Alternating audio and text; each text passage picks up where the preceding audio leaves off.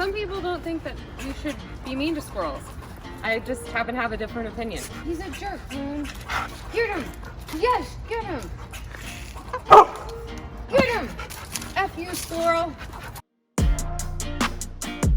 Have you ever been walking down your street and said, what is that awesome tree? What is that awesome plant? I used to do that a lot. Now I've started to pay really close attention. I learn new trees and plants every day. And so now I can walk down the street and say, hey, that's a this and that's a that. So right next to you, that is a flax. They come in all different colors. That one's been trimmed back so you can see the ends have been cut off. Normally they come to a point. It's about, 4 or 5 feet tall. Giant ficus trees, amazingly trimmed. These are super old. One of the most striking features is its white bark. There are a few other species that have that white bark, but ficus is one of the most popular. All right, let's go. Let's keep going. Super popular plant here for landscaping in Southern California, bird of paradise. Really beautiful tropical foliage. You can see the shape of the flower looks like a tropical bird. So that's why it's called that. These are lovely. They are pretty hardy.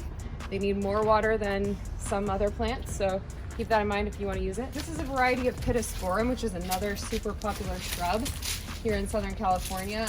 This particular variegated variety, meaning it has the white on the edges of the leaves, can actually get about 8 to 10 feet tall. So if you want to keep it this size, this one probably gets pruned. But there are a lot of them that have this sort of same whorled leaf pattern in different colors of green that stay a lot lower. So it's a beautiful, beautiful species with a natural round habit that I love. You've probably seen this one. This one is called horsetail reed, and this is very popular in modern landscaping. These also have been cut down to the proper height. These are very vigorous, they're very invasive. They take over whatever space you plant them in. You can see that this has been planted in a trough that is contained within concrete. Perfect place to plant them. If you plant them without some kind of containment, they will spread and they will go out of control. So you don't want to do that. And then there's I think it looks like a blue fescue of some kind, or a blue carex maybe. It's a type of grass, a clumping grass. Usually when you hear the word glauca in the Latin name of a plant, it is referring to a bluish color of the foliage. This looks like a variety of Podocarpus, which is a super cool hedging material. Here it has a very bamboo-like texture, so it is great for Japanese and other kind of Asian style landscapes. This is a Ficus repens, or the creeping fig. This is a very old one. Usually those tiny spade-shaped leaves, they cling to walls. There's probably a wall deep in here somewhere. And that one seems to be very old. The leaves get bigger with age. Can anyone tell me what this is? What is it? I just taught you. What is it? What is it? Podocarpus. Rooney sees a cute dog in a sweater, so she was like, oh, Mom, I don't care about trees. I like dogs in sweaters. All right. Ooh, this is a paper bark. MELALEUCA. This is less common, but look at how gorgeous this is. It has amazing little like pipe cleaner looking type flowers. And then it also has paper bark, which is, the distinctive feature of this tree. You can see that similar to some eucalyptus, the bark is peeling off of the trunk, and that's what gives it a very aesthetic appearance that many people love, including myself. And that is why I got the common name of paper bark.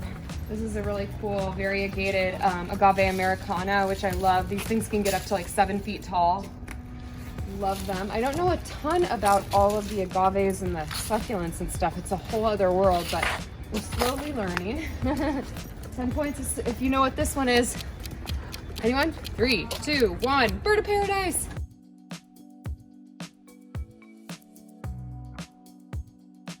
This one's pretty common. Beautiful fuchsia, pink flowers. It's a viney thing, kind of grows up. This is bougainvillea, very popular in Mediterranean landscapes. Right here, this is called pampas grass. That's a perfect specimen. I mean, you've got this like gorgeous sort of bluish green foliage. Grows probably about 6, 7 feet, 7 or 8 feet tall maybe. And then you've got those beautiful stalks of creamy white fronds that stick up from that. Imagine that in a sort of breezy landscape. Gorgeous. And then we have some more of our Melaleuca paper bark right here. You can get a little bit of a closer look at the flowers and at the papery bark here. So this is a really gorgeous one. They also come with pink flowers.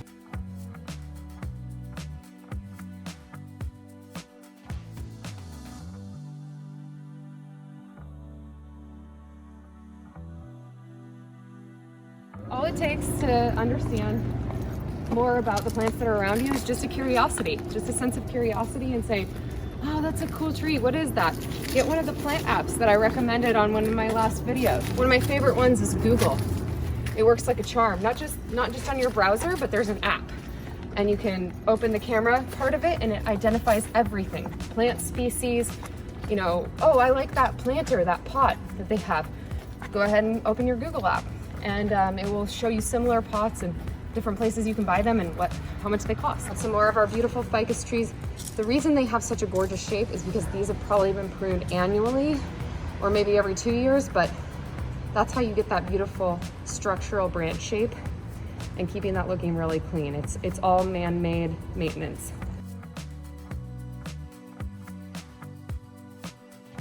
And more ficus and more birds of paradise. You can see they just keep repeating because there's certain plants that grow really well in certain areas.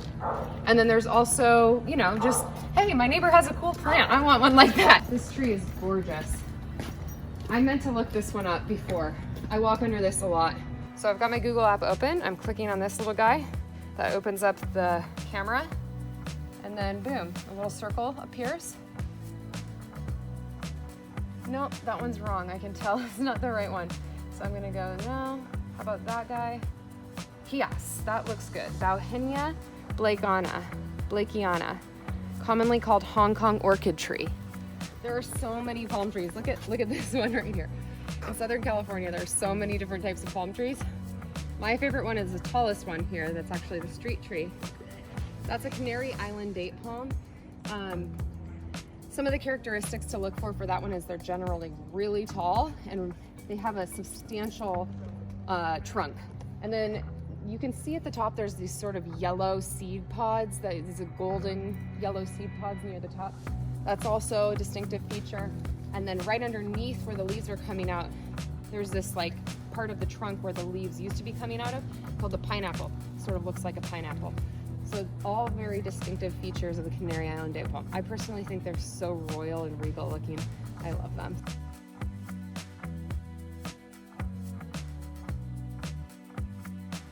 Here's another Ficus repens. So this is the creeping fig, right?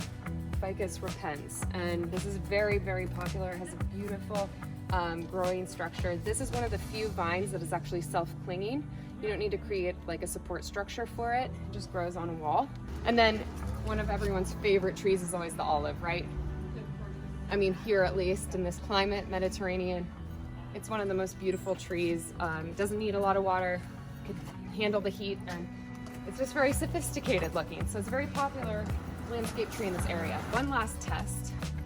What is this tree?